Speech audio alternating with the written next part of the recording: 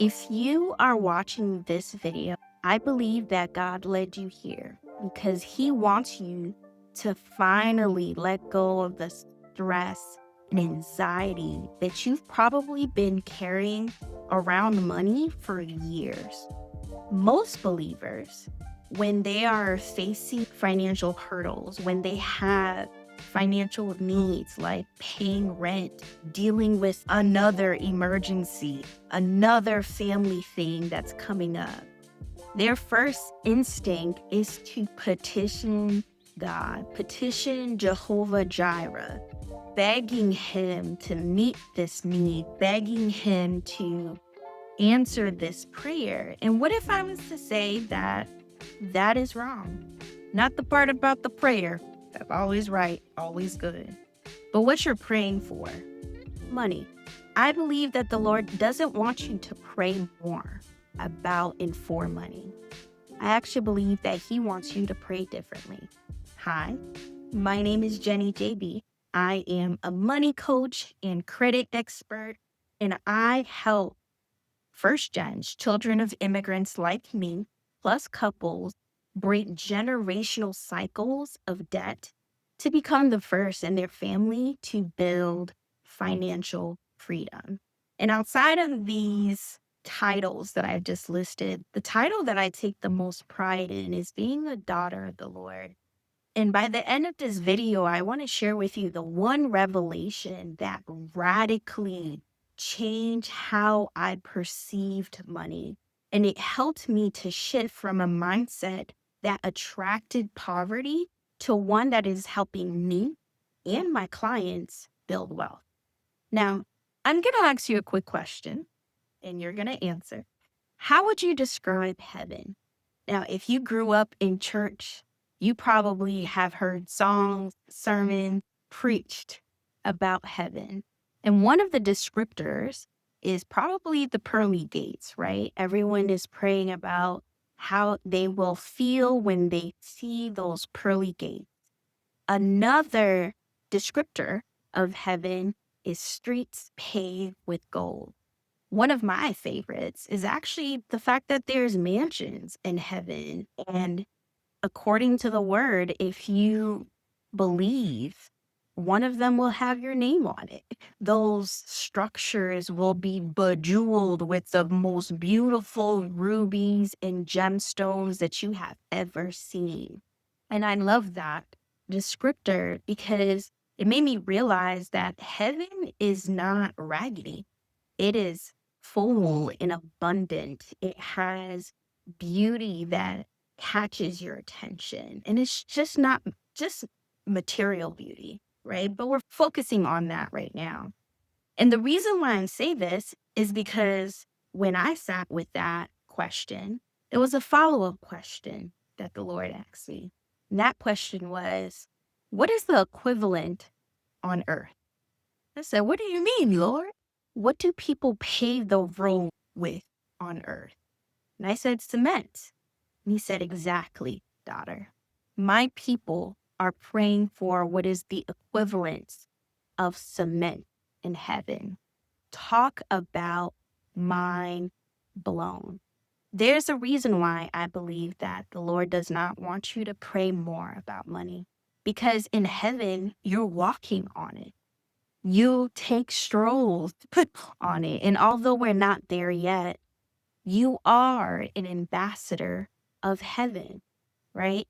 So that one revelation shifted me because I realized how small, and I don't want to diminish the importance of the need that you feel in your life, right? But how small is that prayer to pray for the thing that God paves roads with in heaven, right? And this revelation helped me to realize that God does not want me to pray about the material. He wants us to learn to pray about the identity. There is an identity of a wealth builder, right? And the first part about being a wealth builder is really understanding the three causes of poverty. So in this video, outside of this revelation, that God wants you to stop praying about cement and start really praying about the identity of someone who can build with cement. I want to share with you that the 3 causes of poverty that he then shared with me. The first cause of poverty is a relationship deficit. The second cause of poverty is a skill deficit. And the third cause of poverty is an idea deficit.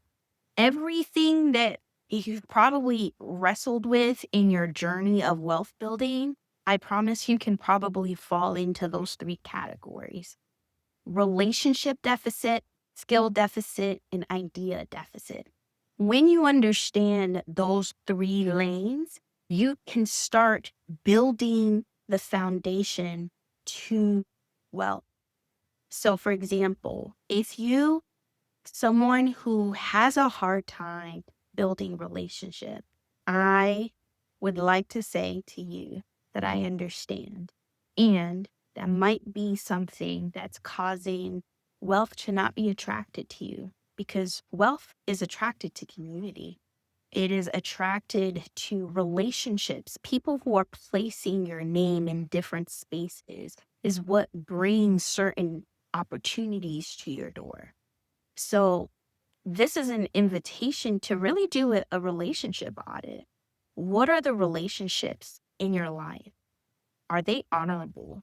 How are you showing up in relationships in your life? Do you respect? Do you value? Do you show appreciation, not just within your mind, but tangible proof that you appreciate who and what this person is in your life? Do you show gratitude to your job, to your boss, whether you like them or not? Relationship deficit, because that can be a huge reason why you may be stuck at a level that you're trying to break out of. Now, the second cause of poverty that I shared is a skill deficit. A lot of us, especially as we're growing in this new economy, we need to invest in our personal development, invest in our skills, invest in our ability to learn. That is actually a gift from the Lord, right? And in order to be an effective wealth builder, you need to be someone that is willing to grow, that is willing to develop, that is willing to gain new skills. Because when you have a skill deficit, you will be passed by, right? And it's not usually because you're not likable. It may be that you don't know how to use AI or you are resistant to change. That is something I've had to learn, the importance of always being a student, always willing to sharpen and grow my craft. And then the third cause of poverty is an idea deficit. Money is attracted to problem solvers. That is the easiest way for me to say that. If you are a problem solver, you will find yourself being able to attract money to you into your scenario. The thing about it is, when we are stuck in this idea of constantly praying and needing money, we have a hard time seeing the need around us because our personal need is so loud.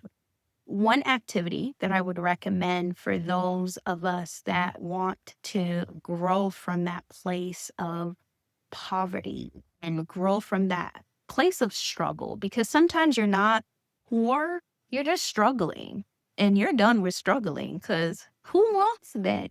So the recommendation there is get accustomed to seeing problems, and not just seeing problems, listing them out and thinking about ideas, ways to solve those problems.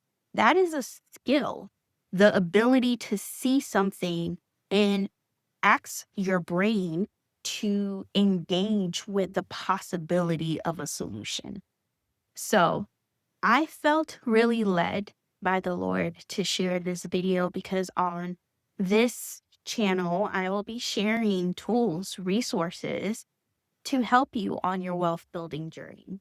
But it really starts off first with believing that God doesn't want you to stay in this anxious, stress space.